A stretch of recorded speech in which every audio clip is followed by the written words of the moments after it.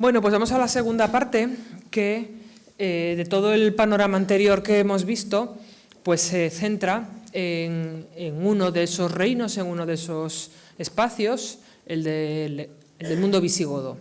Antes hemos hablado con más calma del ámbito franco, pero ahora vamos al ámbito visigodo. Un legado, el de los visigodos, que tiene varios aspectos también, de tipo político, de tipo cultural, de tipo jurídico, etcétera. Como en el otro caso, pues aquí he puesto una imagen de escritura, otra vez. En este caso no por el idioma, porque no hay un idioma visigodo. Los visigodos, esto está escrito en latín. Volvemos otra vez a un latín que sigue presidiendo pues, toda la documentación pues, hasta el siglo XI, XII, sin solución de continuidad verdaderamente, con un tipo de letra un poco diferente, la llamada letra visigoda, aunque realmente pues esta suele ser posterior, básicamente. Por lo tanto, me interesa el modelo de los visigodos en el sentido de esta continuidad con lo que hemos visto antes.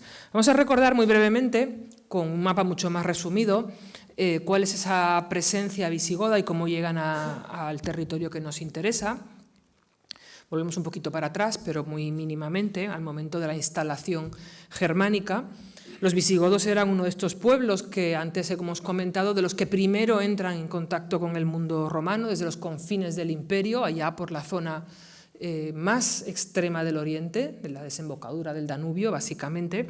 Habían derrotado a los romanos en una batalla muy cerquita, bueno, relativamente cerca de Constantinopla, en Adrianópolis, en el año 378, en la zona de Tracia, y luego otra vez habían saqueado Roma en el año 410.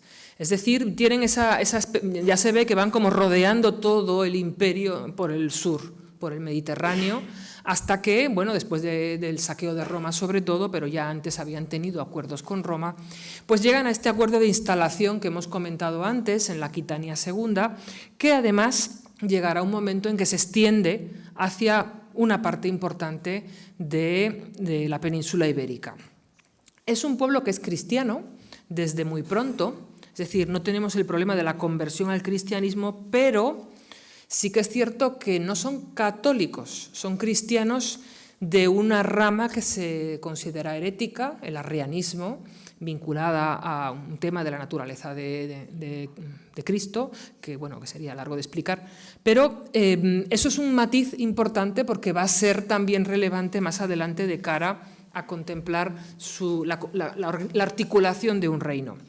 Es un reino que inicialmente tiene la capital en el mapa de la izquierda, en la parte esa gris, es un poco, el gris oscuro me refiero, es la parte pues, más inicial de la instalación, que luego pues, se va extendiendo a todo ese espacio de la península prioritariamente.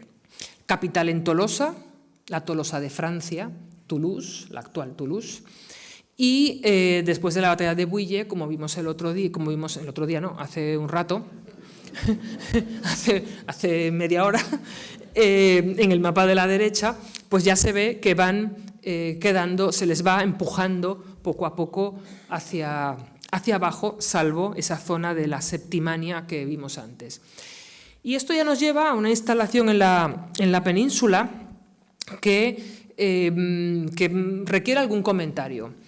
Se va delimitando un reino, pues más bien hispánico, aunque tiene una parte de ese sureste de la Galia, del mundo franco, que tarda en consolidarse mucho desde esa instalación inicial, por lo menos hasta el siglo VII, tarda en consolidar todo el territorio y durante un cierto tiempo convive con ese reino suevo que habíamos visto antes, ese verde que hay en la parte noroccidental de la península, que tenía la capital en Braga, territorio actualmente portugués. Hay también una serie de focos de resistencia en el norte, astures, cántabros y vascones, que requieren una serie de campañas militares que casi todas van desde occidente hacia oriente, astures, cántabros, vascones. Entonces, son todas estas flechas de intervenciones militares. Y hay un elemento más al que no me refería antes hablando de Justiniano, porque no estuvimos viendo básicamente la articulación política del Imperio bizantino. Pero Justiniano también desarrolló un proceso de intento de conquista del antiguo espacio del Imperio romano completo. Fue por lo que llegó a Rávena, donde vimos el mosaico de antes. Y esta parte del Levante peninsular, de las costas mediterráneas y un poquito de la esquinita de la costa atlántica, es territorio bizantino durante este periodo. En el mapa de la derecha está en un verde mucho más marcado, pero ese es un poco el escenario. También es un foco de enfrentamiento de estos reyes visigodos frente a estos bizantinos, entre otras razones porque estos bizantinos son cristianos católicos y los visigodos son cristianos arrianos. La historia de los visigodos es muy compleja y desde luego muy accidentada, y yo no voy a entrar en todos esos avatares políticos, pero estamos hablando de lo que nos queda, del legado, de la herencia, por llamarlo de alguna manera, y por qué se ha conformado así. Y parte de ese legado pues, nos puede llevar a cosas que hemos visto antes, ligadas a la herencia romana, porque realmente lo visigodo es muy romano, enormemente romano, está impregnado de la cultura romana, y porque hay detrás una serie de años de vinculación. Y en cierto modo son transmisores de unas expresiones y de unos modelos políticos y culturales muy importantes. Yo he seleccionado un conjunto de reyes, que son solamente 4 o 5, en los que me voy a fijar expresamente, y son reyes que los he elegido porque tienen que ver con la construcción de esa realidad política y también de la parte o de los complementos, digamos, legales, culturales más relevantes para lo que aquí podíamos poner de relieve. Son 4 o 5 de estos monarcas. Son los que ponen unas bases, se fijan en unos modelos que me interesan mucho desde este punto de vista de la transmisión del mundo antiguo. Y luego, pues quiero también fijarme en una serie de elementos más específicos que podríamos llamar excepcionales hasta cierto punto de la herencia visigoda. Uno de ellos es la liturgia hispánica, la liturgia eclesiástica, que es realmente excepcional por muchos motivos. En el escenario de las liturgias, de estos pueblos germánicos, durante un cierto tiempo tienen unas liturgias propias del cristianismo, pero la más excepcional y la más relevante es, sin duda ninguna, junto a galos, lombardos, etcétera, la visigoda, precisamente. Y luego, el otro elemento en el que me quería fijar, junto a este de la liturgia, es en lo que podríamos llamar las formas del neogoticismo, que se construyen esas formas, es una especie de recuperar después de que ya se ha terminado el periodo visigodo, en el periodo de las primeras realezas cristianas de la península, esa idea de recuperar lo gótico, lo visigodo, podríamos decir, para sustentar y para legitimar y para reconstruir las nuevas realezas a partir del año 711. Estos son los aspectos que más o menos voy a intentar plantear. Vamos con lo primero, que sería expresamente el primer rey que quería comentar, Leovigildo. Este Leovigildo, que está en el lado derecho en el mapa, su mapa, digamos, por llamarlo de alguna manera, es este de la derecha, es un monarca que a mí me parece muy importante como punto de partida, aunque ya nos lleva al año 568 al 586, es decir, casi final del siglo VI, es arriano y además desarrolla una persecución de los cristianos, se asienta de una manera muy especial en Toledo, aunque Toledo todavía va a tener otro rey que lo va a engrandecer más, pero Leovigildo ya se sienta en Toledo, y es el que completa una parte muy importante del territorio, ya expulsados los suevos. Aquí aparece como totalmente controlado el norte, no es así del todo, pero bueno, aquí se ha reflejado de esa manera. Sí que es cierto que controla bastante más el territorio que los anteriores. Pero me interesa su interés por Bizancio, como emulación, aunque luche contra los bizantinos, como emulación, como modelo del poder. Él acuña una moneda de oro, además, y esto es interesante desde el punto de vista de que la acuñación de moneda era privilegio imperial, no podía acuñar cualquiera. era un privilegio de los emperadores. Luego, acuñar moneda es una forma de proclamar que yo puedo acuñar moneda. Y eso es el elemento que me parece importante destacar de este aspecto de emulación, pero al mismo tiempo de construcción regia, utilizando un recurso que es imperial. Y además, un elemento que es interesante, si miramos el nombre de Leovigildo, siempre lo llamamos Leovigildo, pero su nombre completo es Flavio Leovigildo. Es decir, es un nombre romano también. Flavio es un nombre de una de las élites romanas clásicas. Es decir, que seguimos con esta imbricación tan intensa. Me interesa más su hijo, Recaredo. Recaredo reina del año 586 al 601. Y el primer elemento que me parece interesante de Recaredo es que es un sucesor hereditario, que en los visigodos no es nada habitual, es bastante excepcional. Es un intento de consolidación dinástica, como la que hemos visto en los merovingios, que luego no tuvo mucho éxito. Recaredo sí lo sucede, y de hecho él consiguió que lo sucediera a su hijo, pero al hijo lo mataron enseguida, luego la cosa fue un éxito relativo. Pero sí que me interesa esa idea de que se ha planteado ese intento de hereditariedad, pero sobre todo lo que es interesante de Recaredo es que Recaredo se convierte al cristianismo católico, se hace católico. Y este es el punto esencial desde el punto de vista de la construcción regia, el que se convierta al catolicismo. Y con él, con esa conversión, además convoca un concilio de la Iglesia en Toledo, un concilio de la Iglesia hispánica, de la Iglesia visigoda. Es el tercer concilio en el año 589, pero es que los dos anteriores no habían sido de todo el territorio. El tercer concilio de Toledo es el que abarca a todo el territorio, quiere ser una cosa de todo el reino. Es en ese concilio donde él se convierte, o donde él explica su conversión, y este texto procede de San Isidoro de Sevilla, el gran pensador al que volveremos luego y el gran teórico político del mundo visigodo, y que seguimos utilizándolo toda la Edad Media. En el año tercero del imperio de Mauricio, seguimos con las formas de datación imperiales, muerto Leovigildo, fue coronado su hijo Recaredo. Aparte de explicar todo esto de que es respetuoso con la religión, que era muy distinto al padre, sobre todo en esto, en que el padre estaba en el error del arrianismo y él se va a convertir. Pero lo que me interesa es el segundo párrafo. Desde el comienzo mismo de su reinado, Recaredo se convirtió en efecto a la fe católica y llevó al culto de la verdadera fe a toda la nación gótica, borrando así la mancha de un error enraizado.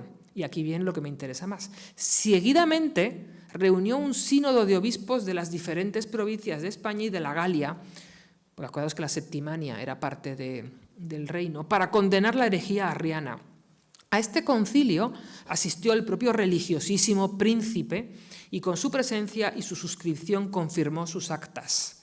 Con todos los suyos abdicó de la perfidia que hasta entonces había aprendido el pueblo de los godos de las enseñanzas de Arrio. Es decir, él reúne un concilio, es el rey el que reúne un concilio de la Iglesia. Y esto es una característica muy propia de los concilios de Toledo, de los concilios de la Iglesia visigoda.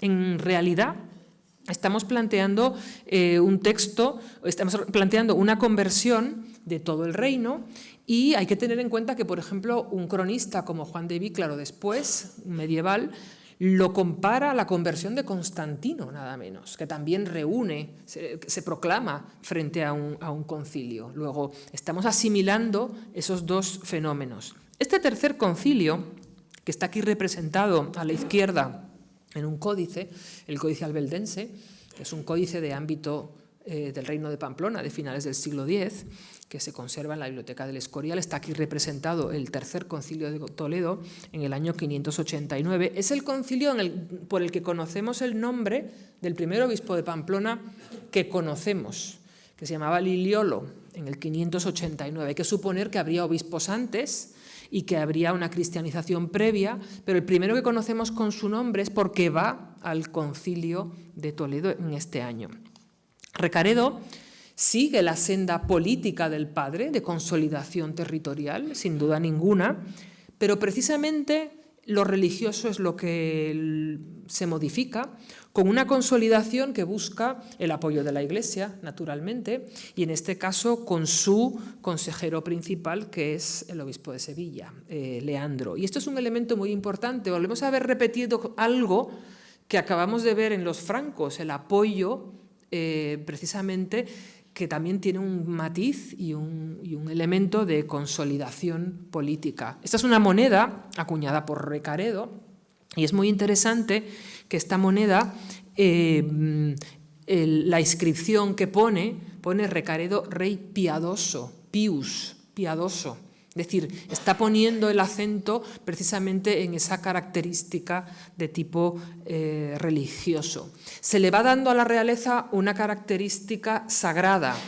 No parece que se ungiera, no hay ninguna alusión a la unción posible de Recaredo, luego volveremos sobre la unción, pero sí esa idea de rodear al rey de un perfil que tiene mucho que ver con la Iglesia. Los concilios es un aspecto muy importante desde el punto de vista religioso, pero también desde el punto de vista político. Hasta el año 702 hay 18 concilios de todo el territorio y eso hace una media más o menos de 6 por año, más o menos, si lo equilibráramos en una media. Y son un elemento aglutinador enormemente importante que, como digo, no es solamente religioso.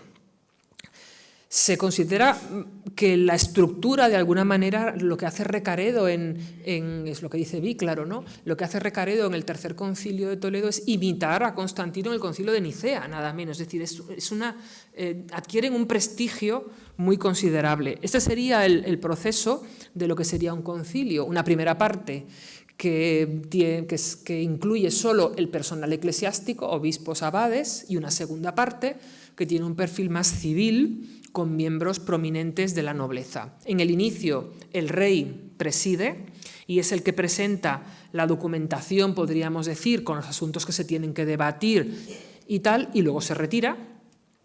Sigue la parte eclesiástica, que la preside el obispo de Toledo, o el más antiguo que hubiera en la sala, sobre todo si no está el de Toledo.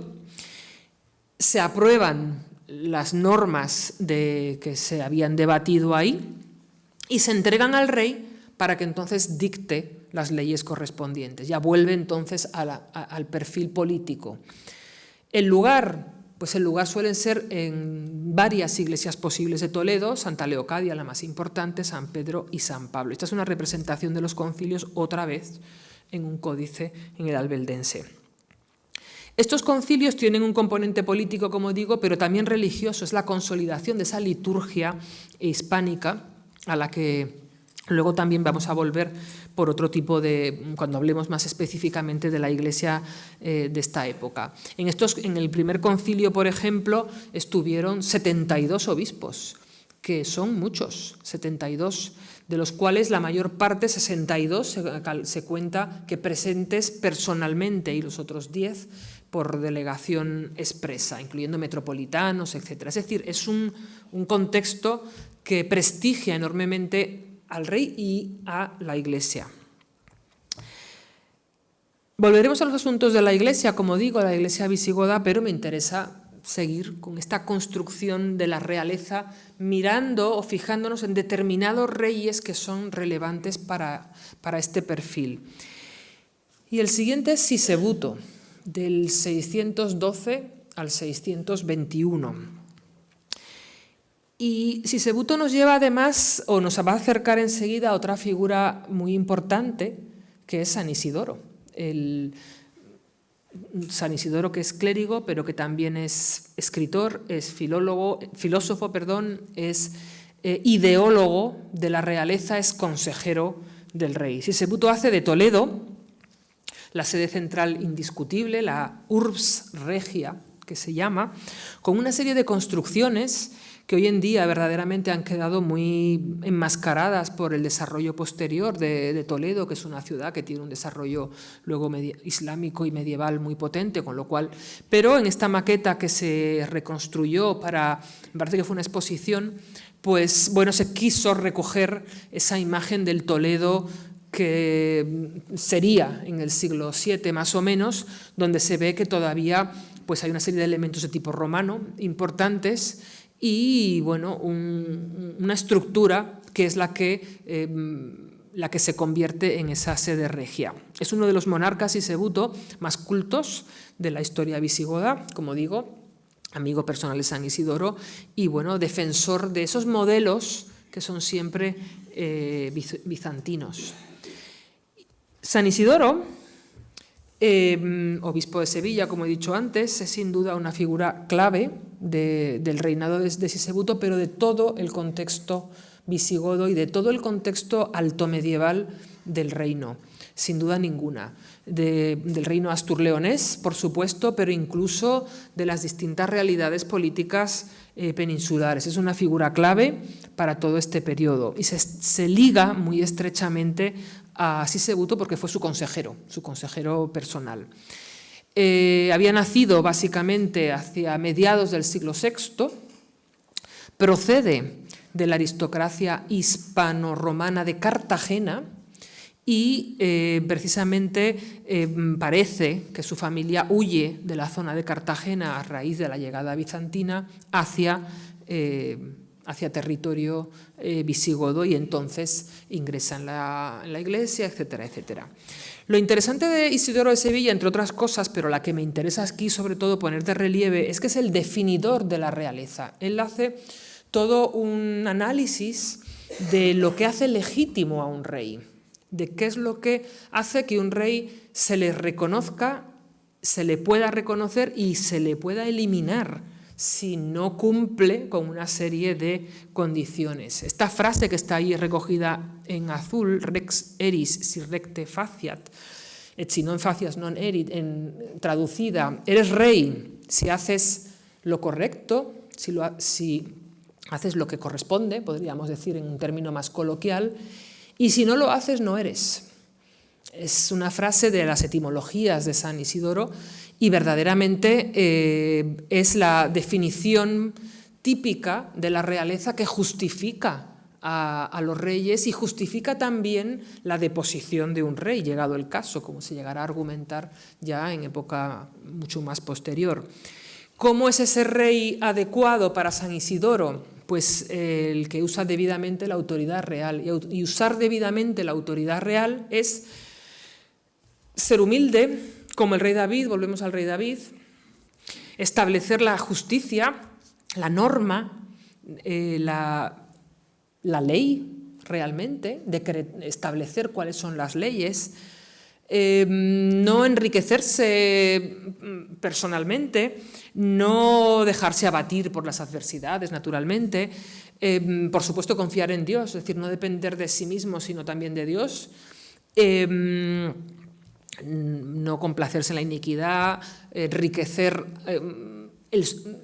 mejorar la vida del pueblo en realidad, eso es lo que quiere decir hacer rico al pobre sin defraudar a nadie, y condenar con misericordia, clemencia, dice. Es decir, aplicar la justicia con clemencia. Esto se va a convertir con el tiempo en uno de los rasgos más importantes del buen gobierno, porque nadie puede perdonar más que el que tiene el máximo poder. Para perdonar hace falta mucho poder. Y eso lo va a articular la realeza de una manera muy especial, por ejemplo, en la Baja Edad Media, cuando los reyes perdonan y con el perdón están haciendo ejercicio de un gran poder. Luego él plantea que Dios concedió a los príncipes la soberanía para el gobierno de los pueblos. Esta palabra de los príncipes es muy importante. Hoy en día príncipe lo asociamos a otra cosa. Un príncipe es un hijo de un rey, básicamente, así dicho de una manera muy rápida, o una princesa. Pero príncipe para la mentalidad y para la definición de este tipo de cuestiones es el primero El príncipe es el que está por encima de, el primero, por eso es un príncipe. Y los primeros son los que tienen la soberanía del gobierno de los pueblos. Y el principado, es decir, quienes tienen eso, pues tienen que favorecer a los pueblos, etc. Todo esto es lo que define a un buen rey, todo esto es lo que se cuece en el entorno de la monarquía visigoda y que va a ser un argumentario absolutamente vigente toda la Edad Media. Siempre se reclama o siempre se recurre a San Isidoro para todo este tipo de cuestiones como definidor de la realeza, como definidor del modelo de cómo tiene que gobernarse e incluso de cómo, pues bueno, si no se cumple esto, pues no se es buen rey. Y si no se es buen rey, se es un tirano, y si se es un tirano, pues a lo mejor se le puede quitar del medio, como realmente pasa en determinados momentos, por lo menos en la Baja Edad Media ya pasa. Curiosamente hasta cierto punto, San Isidoro defiende la monarquía no electiva. Digo curiosamente en parte porque parece que lo hereditario es lo que consolida a la realeza. Pero también es cierto que el heredero puede ser inadecuado, no cumplir con todas estas cosas o ser alguien que no vaya a cumplir con todo esto. Por tanto, él defiende la realeza electiva, que es realmente la que prima en el mundo visigodo realmente. San Isidoro, de hecho, tiene un discípulo muy importante al que vamos a volver luego, San Braulio, obispo de Zaragoza, que recoge toda esta herencia. Luego va a ser consejero de reyes sucesivos y entonces pues San Braulio es otro de estas figuras que recogen todas estas construcciones teóricas y bueno, que entre uno y el otro son un poco los pilares de esa formulación regia de visigoda a mediados de este siglo, pero que van a permanecer como un legado que va a estar vigente luego en las monarquías posteriores, en la realeza posterior al mundo visigodo. Y pasamos al penúltimo de estos reyes que he comentado que iba a comentar, o que iba a valorar y que tienen que ver con esta construcción regia. Este es Recesvinto. Recesvinto que reina del año 653 al 672, es decir, segunda mitad del siglo VII, y que es un rey muy conocido precisamente por esta imagen que está ahí, que es una de las coronas votivas, es decir, no es una corona que se ponía el rey, ni mucho menos, sino son coronas que se ofrecen, son ofrendas, una corona votiva, y que aparecieron, esta es una de las varias del llamado Tesoro de Guarrazar, que se expone en el Museo Arqueológico Nacional, aunque hay algunas piezas que están en otros lugares. Pero, bueno, el grueso, podríamos decir, o una parte muy importante del Tesoro de Guarrazar está en el Museo Arqueológico Nacional y, desde luego, vale la pena verlo porque es una preciosidad. Estas coronas votivas empiezan tenemos la de Recesvinto y luego veremos que en años sucesivos se va también consolidando esta idea de ofrendas de este tipo de la realeza a determinados centros religiosos como parte de esa dotación eclesiástica o de esa dotación que vincula realeza e iglesia. Pero Recesvinto es un rey que merece la pena ser destacado como compilador de derecho. Compilador de derecho de un cuerpo jurídico que sustituye precisamente al anterior cuerpo jurídico, que era el Corpus Juris Civilis, que era el de Justiniano precisamente, lo sustituye para todos los juicios y culmina todo un proceso de institucionalización del reino que venía de más atrás. Y este cuerpo jurídico es el llamado Liber Judicum, libro de los jueces, o Liber Judiciorum, libro de los juicios, que lo publica Recesvinto precisamente, y que tiene 578 leyes. Claro, uno puede pensar, bueno, es un cuerpo jurídico que sustituye al de Justiniano. Entonces ya nos olvidamos de los bizantinos. Bueno, no, porque en realidad el Liber Judicum es una compilación, pero recoge el derecho romano, recoge todo el derecho del Imperio Oriental, que era el derecho romano. Es decir, el Liber Judiciorum es una base esencial del derecho romano, con algunas incorporaciones que tienen que ver fundamentalmente con adaptaciones de la costumbre o de la legislación germánica, pero es derecho romano, con lo cual seguimos transmitiendo el mismo tipo de cuestiones y seguimos fijándonos en esos cuerpos jurídicos que tienen mucho que ver con las estructuras del mundo romano y del Estado romano. De hecho, se puede seguir considerando que Recesvinto sigue imitando muchas de estas cuestiones del mundo bizantino. También presenta una serie de rasgos pues, socioeconómicos que ya van siendo más evolucionados, pero seguimos teniendo una herencia muy potente que él ha adaptado precisamente a las nuevas realidades sociales, pero que sigue siendo la base del mundo romano de una manera verdaderamente notable. Aquella corona votiva nos lleva a un último aspecto de esta construcción regia, de esta secuencia de monarcas, que es el de su ritualización o su sacralización, y que culmina en el reinado de Bamba en el año 672, que es el momento en que Bamba se corona. Y es importante ese año porque es la primera vez que tenemos la constancia específica de la unción regia de estos reyes visigodos.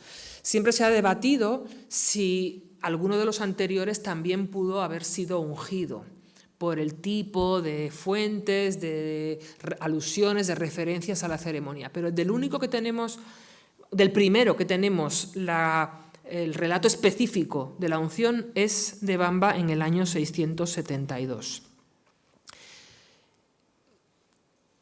Esta representación que está aquí está representando la unción, precisamente. Esta procede de un antifonario de la Catedral de León del siglo X y se representa, pues ya veis que es como una especie de, iba a decir jarrita, pero no llega a jarrita, es como una especie de manguerita, o bueno, de un cono para derramar el aceite sagrado de la unción.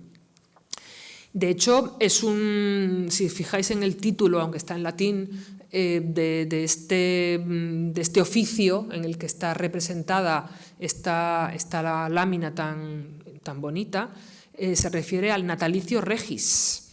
La ordenación, se entiende que el rey está naciendo de nuevo, está naciendo como cuando se bautiza a un niño que nace para la religión cristiana.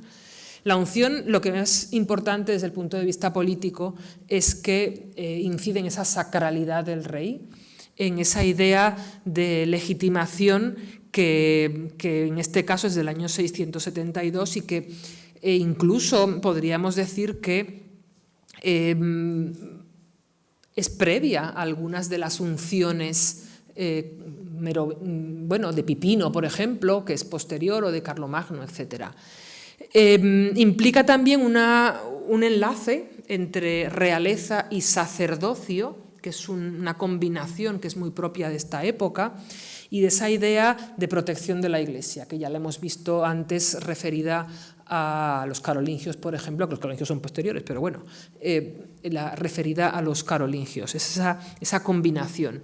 De hecho, ya los concilios de Toledo, aunque no tenemos referencias de unciones previas, los concilios anteriores ya hablaban del rey como el ungido del Señor. Luego, esa percepción de unción pues no es nueva, pero la primera vez que la tenemos constatada es precisamente con Bamba. Por lo tanto, se ha ido generando un universo, podríamos decir, mental y legitimador de la realeza, que es resultado de un proceso que viene de muy atrás, desde Leovigildo, por lo menos, que he comentado antes, y muy particularmente desde Recaredo, que es el que se convierte en un rey católico, ligado a la Iglesia y a sus símbolos.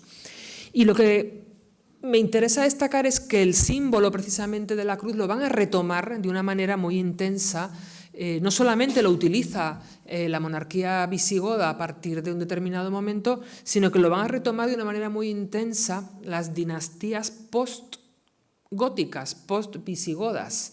No solamente ellas, porque esto también ocurre al otro lado del Pirineo, pero verdaderamente es un elemento muy intenso a partir de ahora.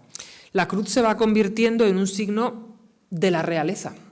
Estas son cruces que las dos de la derecha proceden de cruces votivas, de coronas votivas que tenían estos varias de adorno, y en este caso están separadas de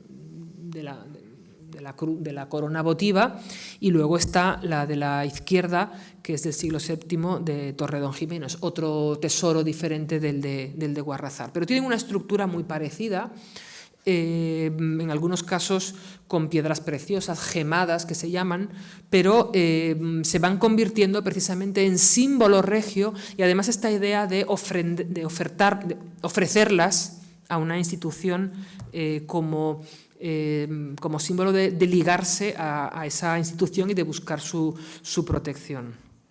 Pero ojo, como decía antes, esto también va ocurriendo en otros escenarios de construcción regia al otro lado del Pirineo. Se va convirtiendo en un signo de la realeza, porque estas realezas pues solo se conciben cuando se entiende como cristianas. De hecho, por ejemplo, es muy importante la conversión al cristianismo para consolidar la realeza, incluso en dinastías del siglo VIII, IX, X en Europa. Por ejemplo, pues cuando llegan los primeros reyes eslavos, búlgaro, húngaro, eslavos, en el momento en que se convierten, proclaman esa conversión como una forma de legitimación regia, cambian de nombre, etcétera, etcétera. Es decir, es un elemento muy importante para proclamar la realeza. En este caso, estos son 4 ejemplos, bueno, son 3, porque el de la derecha es una ampliación del tercero, de este tipo de cruces votivas de otros escenarios. Bueno, el escenario de la izquierda, el primero de la izquierda sí que es visigodo, está en ámbito francés, procede seguramente de la Narbonense, aunque hoy en día se conserva en un pequeño museo cerca de París. Pero los otros son de ámbito, uno es italiano, ostrogodo, y el otro es alemán, está en el Museo de Nuremberg. Son fisonomías de este tipo de cruces votivas que las veremos también en la península, muy parecidas, bastante parecidas. Entonces, forman parte de esta idea de que para que la realeza se legitime o sea legítima, tiene que estar vinculada a la religión, al cristianismo, fundamentalmente, y por supuesto pues, a la Iglesia. Y esto nos lleva a una de las nuevas realezas, vamos a ver un poquito las dos, pero a una de las nuevas realezas posvisigodas que se empiezan a construir precisamente sobre un modelo legitimador visigodo. Es decir, lo visigodo se termina técnicamente en el 711 con la conquista islámica, técnicamente, pero esas estructuras, esas concepciones ideológicas, simbólicas, de cómo se construye la realeza, no se terminan en el 711, sino que se transponen a las dos realidades políticas más importantes del norte, a las dos, a la asturiana en primer lugar y a la pamplonesa también, a las dos. Luego, bueno, la zona catalana, pues que tiene un vínculo carolingio, pues la vamos a dejar de lado en este caso. Se articulan como un elemento legitimador verdaderamente importante. No podemos entrar aquí en todo el proceso, como es lógico, pero sí quería señalar algunos rasgos relevantes que me parecen interesantes. Ya sabemos que Pelayo es el que tradicionalmente, según todas las crónicas, vence en la batalla de Covadonga. Y no voy a entrar en de dónde procede, si era godo, si no era, si vino, si no vino, porque eso ya nos llevaría a muchas cuestiones, pero sí me interesa el relato que se asocia a él. A veces es importante tener en cuenta los relatos que se asocian a, porque son los que nos hablan del mensaje que se transmite o que se quiere transmitir. Se le ilustra, aquí en esta ilustración de este texto del siglo XII, se le ilustra con la cruz como insignia, como si la llevara como si fuera una lanza que arriba tiene la cruz, está ya coronado y está allá abajo mirando aparentemente la batalla de Covadonga, porque hay dos guerreros luchando. A Pelayo además se le atribuye, en la crónica albeldense, por ejemplo, la restauración del orden godo. Es lo que dice ahí en latín, que Pelayo restaura el orden godo como si fuera Toledo, tanto en la iglesia como en el palacio, es decir, tanto en lo eclesiástico como en lo político. Eso es lo que se le atribuye a Pelayo.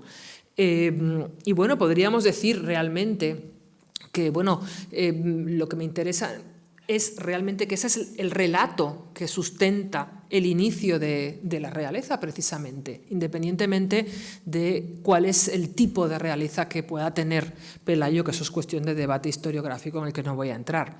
Podemos decir que realmente Alfonso II, que es el que está representado aquí a la derecha en una imagen del Liber Testamentorum, que es un códice de la Catedral de Oviedo del siglo XII, Alfonso II, es el que realmente instala la cabeza del reino en Oviedo y la convierte en sede regia realmente, y la va dotando de una serie de elementos vinculados a esa concepción de sede regia. Por lo tanto, digamos, y de hecho, pues recordando un poco lo que decía antes de los nombres, se llama Alfonso, y aunque es el segundo, son los Alfonsos, es el nombre que por excelencia se asocia de una manera muy particular a la construcción regia, precisamente. Pero lo que me interesa es que la cruz se convierte en signo de la realeza, como ya lo era de los visigodos, encabeza el estandarte regio siempre, en todos los contextos que la vemos representada. Se utiliza también como cruces votivas, cruces que se regalan, que se donan, ofrendas. En este caso, bueno, yo he recogido aquí 3. La primera, pues, desde finales del siglo X, Ramiro III, la cruz de Peñalba, que está en León. Y las otras 2 son 2 cruces en una pequeña iglesia de la Asturias profunda, la iglesia de San Martín de Salas, que bueno, he puesto Alfonso II o Alfonso III con interrogante porque ni siquiera en la propia web del museo te acaban de explicarse exactamente de cuál es, no lo deben de tener muy claro, a lo mejor aquí hay quien lo sabe mejor que yo, pero son por lo menos de este inicio de la realeza sin duda ninguna aparentemente. Por lo tanto, son este tipo de cruces votivas también que se regalan, que se muestran, pero no solamente se utilizan como cruces votivas, sino como muestra de la realeza. Aquí en la izquierda hay una que está representada en el palacio, bueno, la Santa María del Naranco, que en realidad es la sede palatina, digamos, una sede palatina en el siglo IX, y la otra en el convento de San Pelayo. Son las mismas, el mismo tipo de representación, o estas sí que son las de la derecha, pues son 2 cruces votivas, naturalmente, una de principios del siglo IX, una de Alfonso II, otra de Alfonso III. Por lo tanto, podemos decir que son representaciones de esa idea de la realeza vinculada a el peso eclesiástico, que ya lo veníamos definiendo como elemento legitimador, como elemento justificador de los reyes desde, por lo menos, por supuesto, el bautismo de Recaredo, y no digamos ya luego con todo lo que vino después, etc. Y me parece importante mirar a la otra realeza que tenemos en el norte, que es la de Pamplona. Se ha solido plantear, me parece muy interesante, se ha solido plantear que la realeza pamplonesa inicial se define con un origen visigodo. Surge un rey en el 905 con un origen ideológicamente visigodo, me refiero, ideológicamente visigodo, que quiere restaurar también. Y ciertamente será un elemento legitimador a partir del, vamos a definirlo, cambio dinástico del 905. Yo prefiero definirlo como cambio dinástico del 905, de opción de un linaje por otro, que sitúa a los Gimeno en el trono, pero sí que es cierto que a finales del siglo X, Sancho Garcés I inicia el reinado en el 905, a finales del siglo X hay todo un conjunto de textos que quieren mostrar precisamente, que lo vinculan a esa recuperación de una serie de elementos que tienen que ver con el trasfondo visigodo. Incluso hasta Hasta el Fuero General de Navarra, en su introducción en el siglo XIII, todavía sigue hablando de Pelayo en la introducción. Es decir, esa imagen o esa ideología vinculada al mundo visigodo como legitimador sigue articulando y sigue utilizándose de una manera muy frecuente. Estas dos imágenes recogen dos relieves. El de la derecha, salvo que yo esté equivocada, no se ha perdido, no se conserva o se ha desaparecido. Y el de la izquierda, que corresponde a San Miguel de Villatuerta, a unos relieves de San Miguel de Villatuerta, en la actual capilla o ermita. Está en una reproducción porque los originales están aquí en el museo, precisamente para que no pase lo que pasó con los otros, que desaparecieron. Es interesante porque se ha planteado estas dos imágenes, sobre todo la de la izquierda, como un ceremonial, la representación de un ceremonial que vincula a la Iglesia también con el rey y que representa el momento en que se le entrega al rey la cruz porque va a luchar. Se la entrega el diácono al obispo y el obispo al diácono. Es un ceremonial que tiene una presencia enormemente importante en el ritual visigodo también, y que aquí se ha interpretado que es precisamente la entrega al rey que va a la batalla y se le entrega precisamente la cruz para la batalla. Y en la otra, en la de la derecha, pues también se ha interpretado entonces que está el rey ya, bueno, está con la corona y todo, con la cruz, pues si no para la batalla, por lo menos o va o viene o está ya preparado. Es decir, que son representaciones que también nos hablan, aunque la interpretación es complicada, también nos hablan de ese tipo de planteamientos. En el caso, por ejemplo, de Navarra, no tenemos una información específica de que se ungiera a los reyes, por lo menos hasta mitad del siglo XI. Hay quien considera que se pudieron ungir antes, pero claramente mediados del siglo XI es más tardío. Pero, sin embargo, precisamente a Sancho Garcés I, la crónica lo sitúa cuando muere en el cielo. Reina con Cristo en el cielo, termina el párrafo. Luego lo ha santificado. No lo han ungido al principio, pero lo han santificado al final. Con lo cual, bueno, volvemos a esa idea de sacralización y de rodear al rey de una serie de rasgos que sustentan, entre otros, la realeza. Y volvemos a las cruces, porque estos manuscritos, estos códices son de ámbito pamplonés, son de ámbito riojano. El del medio, Isidro Bango lo situó en ámbito de San Millán, si no recuerdo mal, los otros claramente.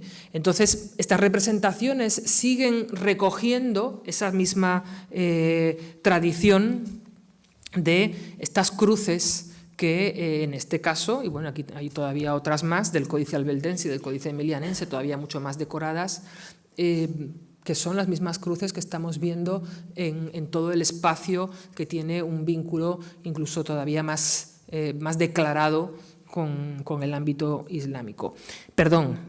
visigodo. De hecho, la representación de los reyes de Pamplona en los códices es enormemente interesante. Esta es una página del Albeldense y otra es del Códice Emilianense. Los reyes están en la línea del medio, en la estantería del medio. Y los reyes, están en la del medio, en el de la derecha, están en la de arriba, en el Albeldense.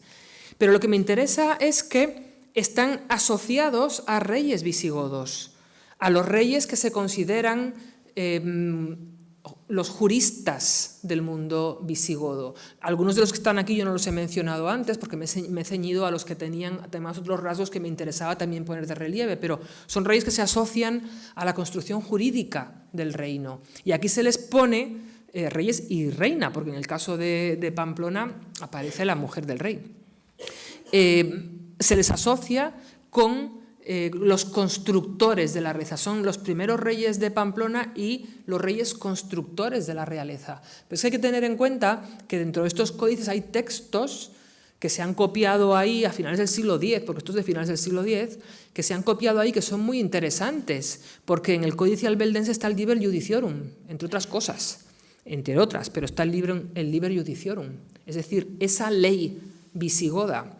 Y en el de la derecha está la historia de San Isidoro, la historia que escribe, la historia de Hispania de San Isidoro. Es decir, que el vínculo que se quiere presentar es enormemente potente a finales del siglo X como elemento constructor de la realeza y legitimador de esa realeza. Y el último aspecto al que me quiero referir en el ámbito del legado visigodo es el que se refiere a un legado que me parece esencial y que pervive en algunos casos hasta la actualidad, porque el ritual de la Iglesia hispánica o visigoda todavía se celebra en algunos lugares. Determinados días del año hay todavía celebraciones de ritual visigodo, pues en Toledo, en Salamanca y en algún otro sitio, no estoy muy segura, Toledo, Salamanca seguro, pero hay algún otro más. Es una liturgia, como digo, muy excepcional, muy singular, muy potente, muy llena de rasgos propios. No es simplemente un ritual diferente de la misa, que eso es lo que nos puede parecer a veces si uno asiste a una ceremonia de ritual visigodo, porque efectivamente hay una liturgia y hay una música, pero hay una construcción también adaptada a esa liturgia. Yo no soy especialista en historia del arte, pero las estructuras de las construcciones religiosas, que son las que mejor se nos han conservado del mundo visigodo, se construyen para poder acoger estas ceremonias. Están pensadas también en parte para acoger estas ceremonias. Y es un tipo de arquitectura que además se desarrolló mucho después del reino visigodo, en este periodo de estos primeros reinos. La liturgia implica o indica un desarrollo de diversas reglas monásticas. Esta es una estructura ideal de un monasterio que está publicada y es muy típica. Y luego, pues aquí ya vemos a la derecha el nombre de algunas personas que ya hemos comentado, ¿no? Ahí está Leandro, San Isidoro, San Julián de Toledo, no lo he comentado, pero es otra de estas figuras que nos pueden sonar un poco más, y que son testimonio de esta construcción, de este desarrollo de la Iglesia visigoda, que es una liturgia que tiene pues unos elementos característicos y que desarrolló unos lugares, unos monasterios realmente interesantes. Este es el monasterio y el scriptorium, es decir, el lugar donde se escriben los códices de Tábara, en Zamora, y lo he traído porque es una de las, yo creo, no sé si es la única, pero es una de las poquísimas representaciones de un escritorio visigodo que está ahí a la derecha de la torre esa, y es una ilustración de un códice del siglo X, si no me equivoco, creo. Y en este escritorio se producen precisamente una serie de manuscritos que se difunden por todo el espacio y que, aparte de distribuir estas mismas imágenes que ya hemos visto, difunden precisamente todos los textos vinculados al propio ceremonial, que implica una herencia musical muy rica, de un tipo de notación particular. Yo no sé música, bueno, sí sé muy poquito, pero no podría valorar esto, pero sí sé que es un tipo de notación muy particular, muy propia de la liturgia visigoda, que responde a una tradición que se suele considerar que está muy vinculada al origen de la cristianización peninsular, a las primeras comunidades cristianas en el entorno de las comunidades judías, porque el tipo de salmodio, de canto de los salmos es muy semejante al sistema de canto, y que en este otro códice de la derecha, en el Beato de Gerona, se supone que ahí están representados músicos, aunque son, bueno, unos instrumentos que son difíciles de identificar. Pero el contexto musical de la liturgia visigótica es muy importante. También se traduce en la arquitectura, naturalmente. Yo he sacado aquí un plano que está sacado de las excavaciones arqueológicas de María Ángeles Mezquiriz y de Mercheunzu, en la Catedral de Pamplona, de lo que ellas identifican como la planta de la basílica visigoda. Aquí uno no percibe muy bien el tamaño, ahora en otra diapositiva posterior lo veremos, pero que responden a estas estructuras que son propias de esta liturgia de esta época. En algunos casos se conservan restos en las criptas, en este caso en Palencia. En el caso de Pamplona, además, se hizo este ensayo de alzado en la obra que publicaron Mezquiriz y Unzu en 2021, no hace tanto, de alzado de esas excavaciones, de ese núcleo. Bueno, había un edículo previo, pero de lo que ellas identifican como la iglesia visigoda que habría más o menos en el centro, si nos situamos un poquito ahí, en el centro de lo que es la nave de la actual catedral de Pamplona. Y ya para ir terminando, estos son otros ejemplos típicos de estas iglesias visigodas. Estas son de las primeras que tienen estas estructuras que, como digo, normalmente responden precisamente al tipo de ceremonial que requiere determinadas estancias para determinados actos dentro de la liturgia, y que, bueno, se conservan algunas de ellas, también con algunas de las decoraciones que verdaderamente pues, son particularmente bonitas, y que en algunos casos pues están fragmentadas. Aquí no se conserva la totalidad de la construcción, como se puede ver por el plano de abajo, solamente una parte muy pequeña, pero que en esa parte pequeña todavía puede uno recuperar una serie de localizaciones vinculadas a esta liturgia. Y bueno, pues yo con eso creo que hemos hecho un recorrido un poco por este legado visigodo, que en el fondo es una parte muy importante del propio legado romano, adaptado en muy buena medida a los cambios de la política del siglo VII, del siglo VIII, y por supuesto a las realidades políticas que van surgiendo en el siglo VIII en adelante, y que utilizan precisamente todas esas estructuras, que muchas de ellas vienen precisamente del mundo romano y bizantino, para las nuevas construcciones políticas que incluso se quieren justificar como nuevos reinos, como el nuevo reino visigodo hasta cierto punto. Y nada más.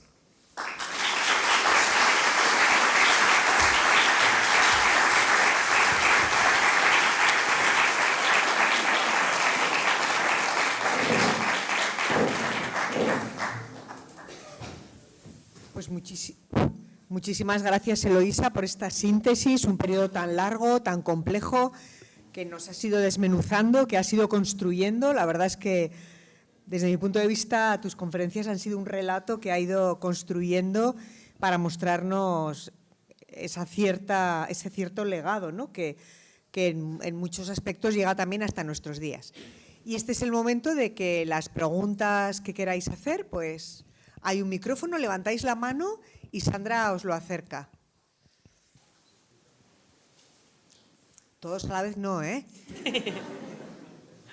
Bueno, mientras se animan, sí que hay una cosa a mí que me gustaría que ampliaras un poquito, lo has dicho un par de veces en la primera conferencia y puede ligarse un poco con estas últimas de las cruces, eso de la llegada de las insignias imperiales a la zona oriental, que marca el final del Imperio Romano en la zona occidental.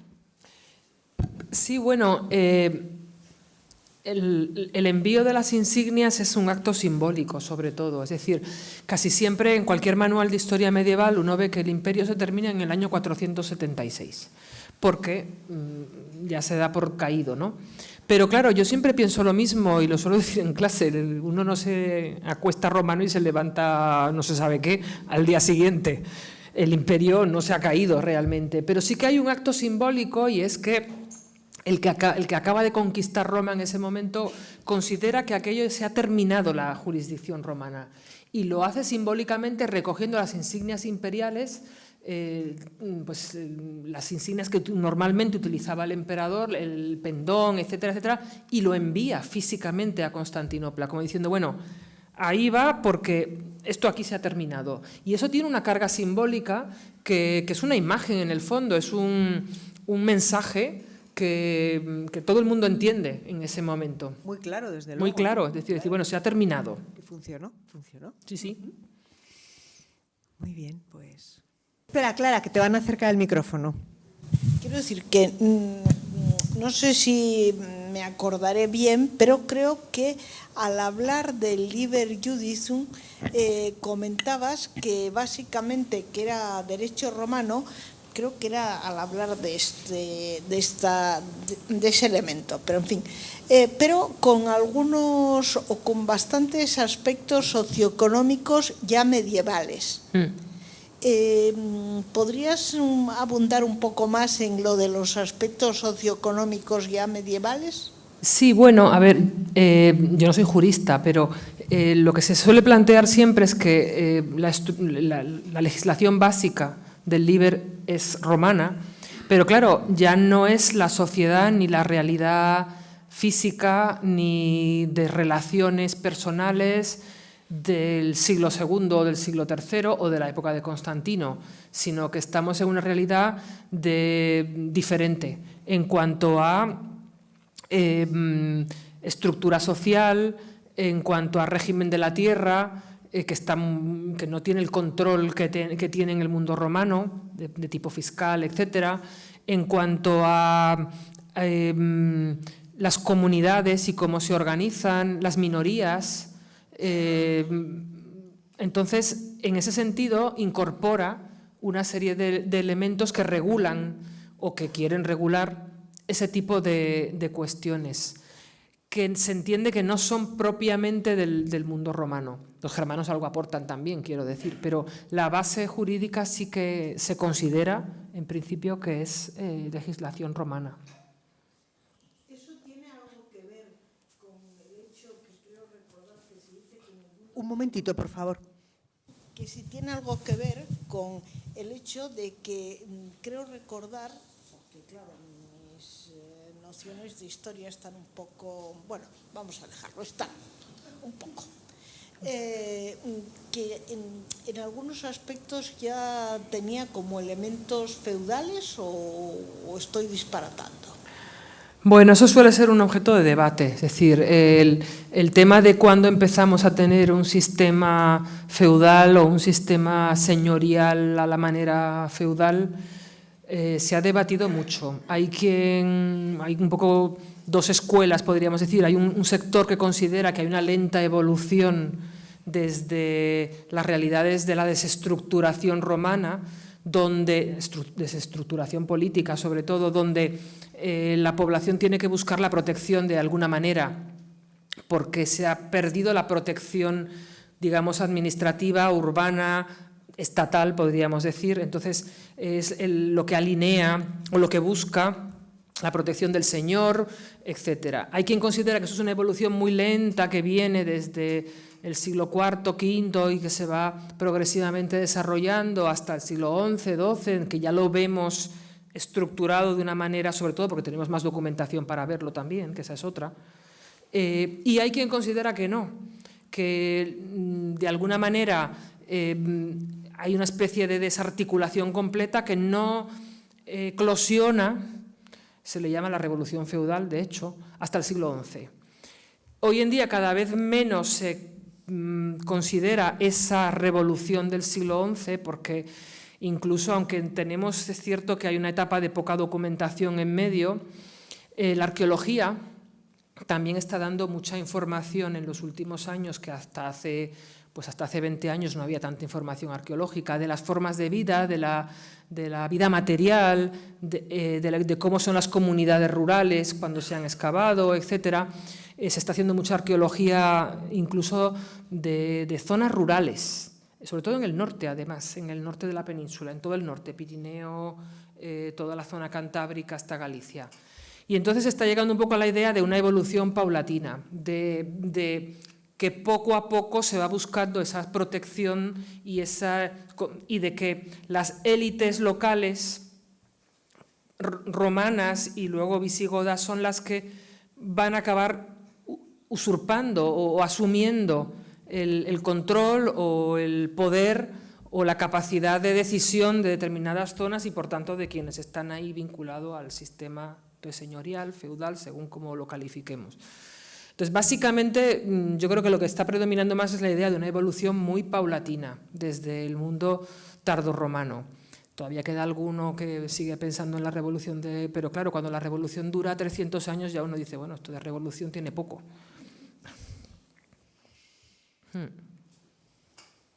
Sí, hay una mano al fondo.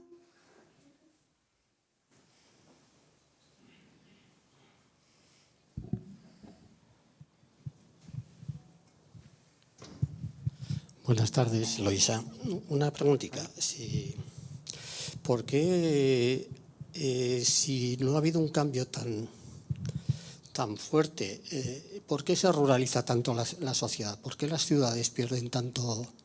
¿Cuál es tu opinión a este respecto? Bueno, el mundo romano era un mundo muy urbano, aunque vive de la explotación agropecuaria. Es un mundo muy urbano. Roma, Tarraco, Zaragoza, es decir, todas las ciudades del imperio.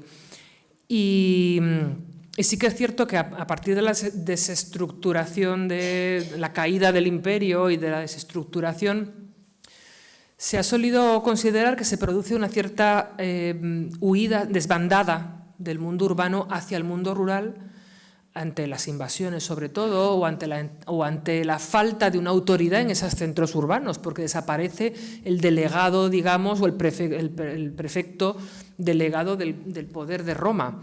Y entonces eso hace que las ciudades se abandonen mucho, o incluso se recolonicen, se utilicen incluso los propios edificios como cantera de otras cosas. Se ha solido hablar, los arqueólogos suelen hablar también de que en zonas que eran públicas para el espacio romano, el foro, galerías de estas típicas del espacio romano, etcétera, se van como colonizando dentro de la propia ciudad. O sea, se pierde el poder urbano propiamente como estaba antes. Y en cambio el mundo rural se convierte en un mundo aparentemente más seguro hasta cierto punto. Exactamente por qué, pues no sabría decir. Se suele poner en relación con las invasiones fundamentalmente y con esa falta de una jerarquía política que desde Roma controlase todo el mundo urbano, que era el eje del imperio, y de la efectividad de un ejército, las legiones romanas, que controlasen también la protección de todo el imperio. Se suele poner en relación con eso, en que al caer la estructura, pues la ciudad se queda más desamparada y también más difícil de abastecer, porque el abastecimiento de las ciudades, sobre todo las ciudades grandes, Roma, por ejemplo, pues es un abastecimiento complicado cuando no hay un entramado que lo sostenga. Y entonces es más fácil salir al espacio rural. Se suele situar en ese tipo de cuestiones, en la falta de la estructura que lo sostenga. ¿Alguien más? Pues muchas gracias, Eloisa, por todo. También Gracias a todos vosotros. vosotros. Y recordad, el miércoles 26, la siguiente sesión. Así.